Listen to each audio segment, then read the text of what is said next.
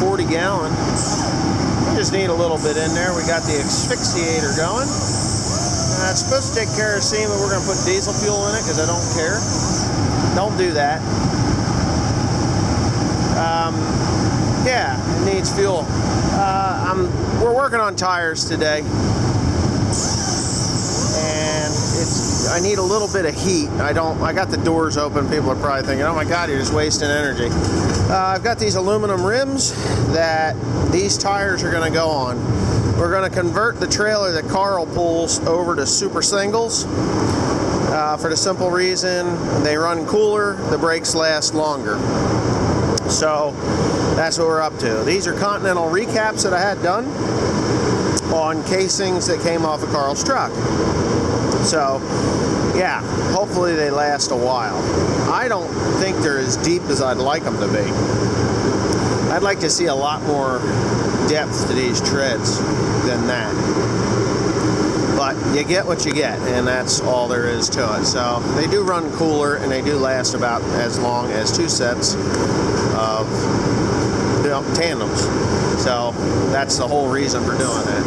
I did just purchase another set of tires for the Peterbilt, the truck that Carl runs, and you don't even want to know what these mother friggin' scratchers cost. These tires cost, well, I'm going to tell you, they cost $1,150 a piece. So these are Virgin Michelins. I buy Michelins because they last longer than any other brand.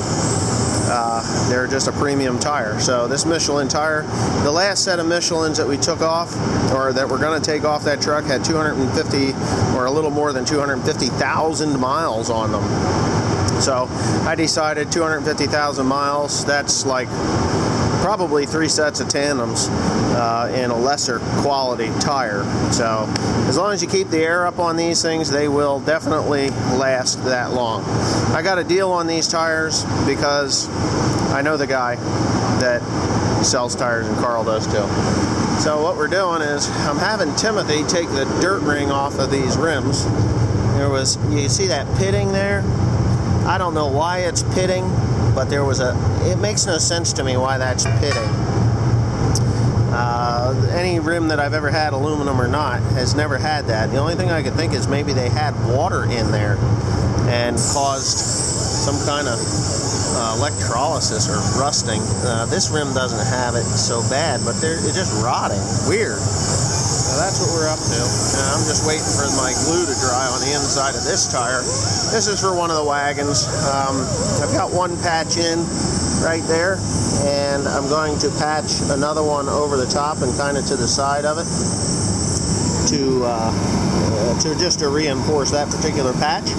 And when I'm done with that, then we're going to actually roll it over, and I'm going to vulcanize it. I got my hot vulcanizing machine right there, and I'm going to go ahead and we're going to vulcanize the outside of that tire with new gum, because virgin gum, and then we're going to vulcanize it so that I don't have problems with things poking through the tire. It didn't break the steel. There was one piece of steel that was sticking out of it, but I patched that and I vulcanized that. Everything should be pretty good. So that's what I'm going to do. I'll give you a lesson in that in a minute. Okay, so I'm going to have to do this over again.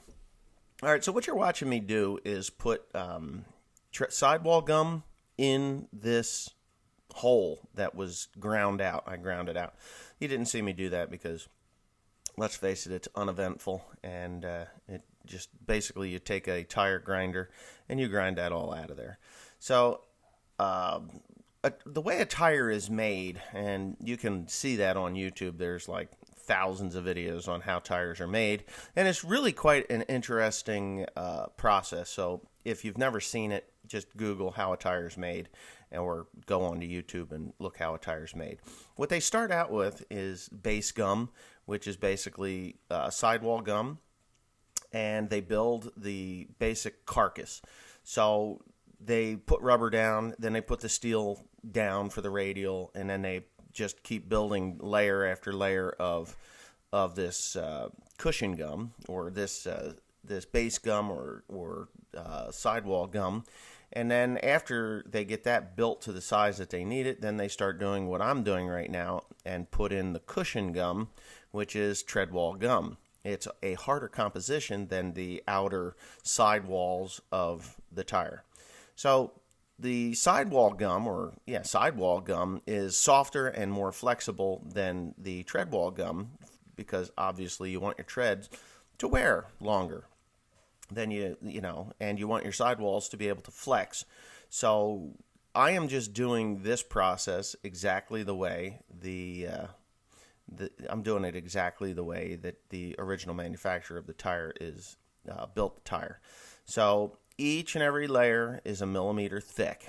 Okay, so it takes time. It takes actually quite a bit of time, and you roll it in, and what happens is, and I'm missing the tool that pokes holes in it, because if you have an air pocket in there, it doesn't build the tire correctly. And when you cook the rubber, which is basically what you're doing, you cook that rubber, there's an air pocket in there, and it'll cause the tire to fail. So there's a little wheel with a bunch of needles on it. A needle roller is what it's called, which I can't seem to find mine. I'm going to have to buy a new one, because I don't know whether it got swept up in the garbage and thrown away or not. I have no idea.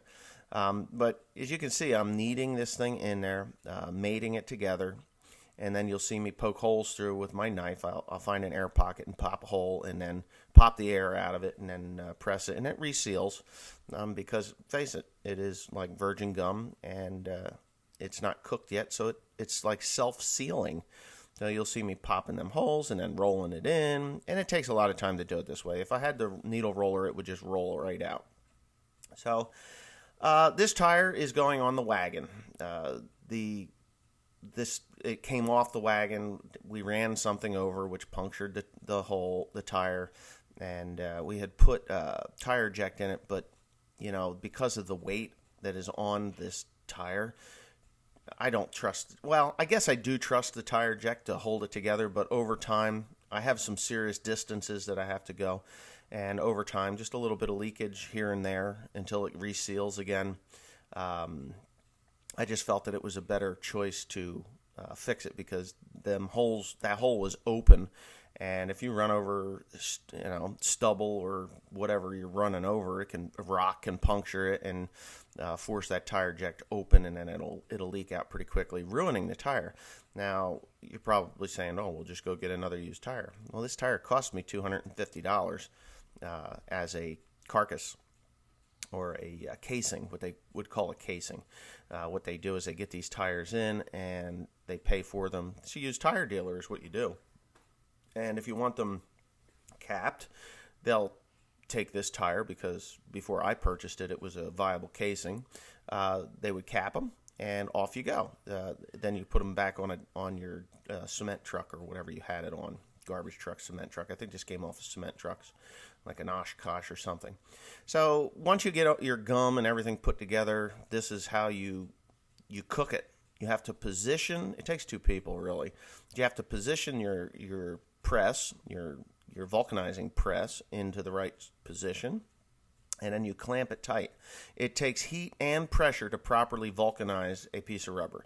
If it is not pressurized, it will bubble up like, foam, and it'll foam out. So it has to be completely covered, or you end up with garbage, like this styrofoam looking chunk of rubber. And you can ask me how that, I know that, because I know it.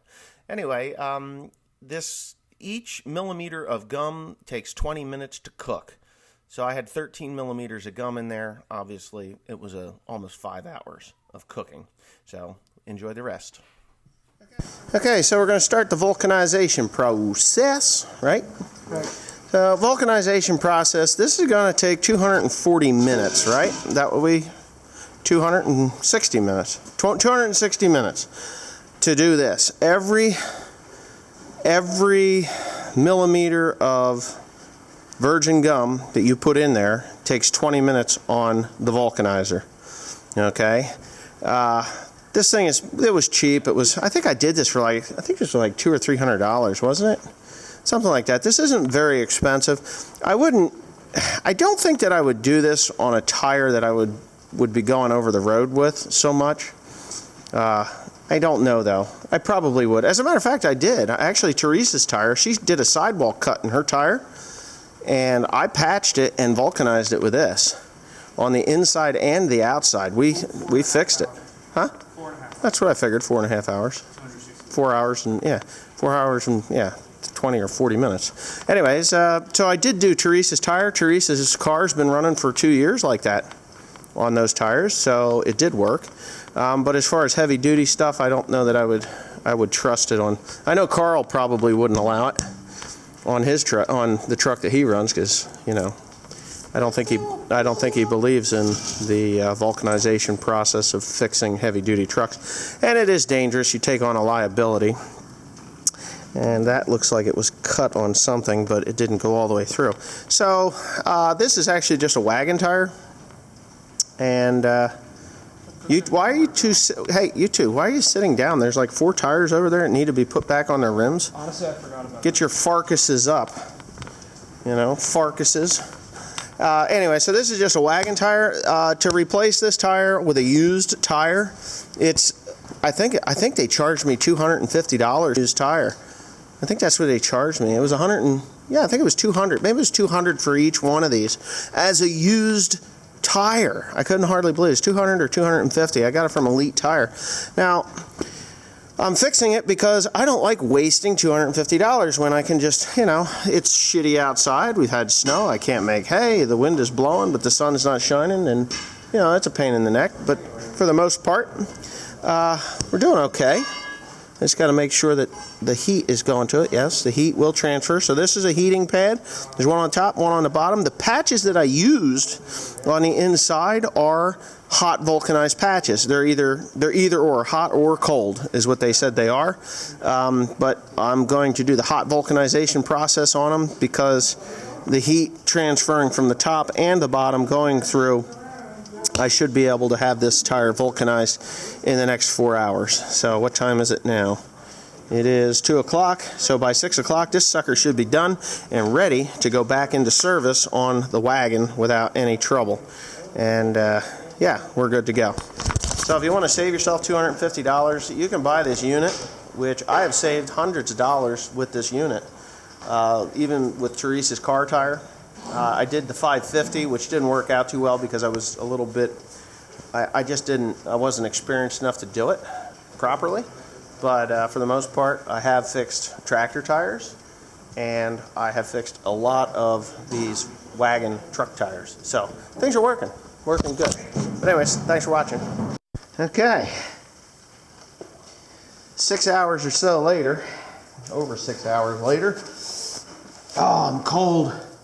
It's pretty cold outside, but yeah, I'm done cooking my tire. There it is. It's nice and warm. Vulcanized. Yeah. Ooh. I think it's like over 200 degrees. Wow.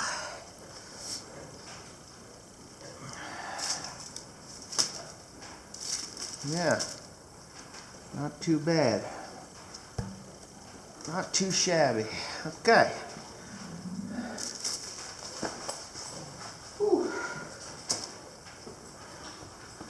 All right, so I did make the mistake.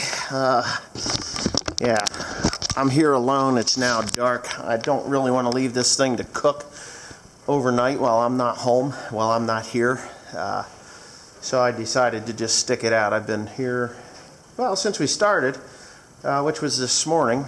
At some point this morning, and I guess it was about 6 hours ago. So for the last 2 hours I've been here just doing some stuff around the shop here. I should have been doing some other things, but it's done.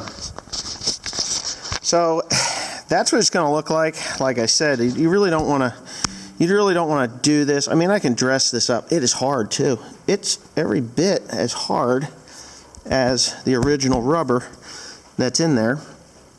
Yeah, but on the inside of the tire I put 2 patches, and I should not have done that. The reason I shouldn't have done that is because when I cooked them, because my tool that I have here, which is probably pretty warm yet, ow, ow, ow, it's hot enough to burn the skin. See, it's got it's got a curve to it.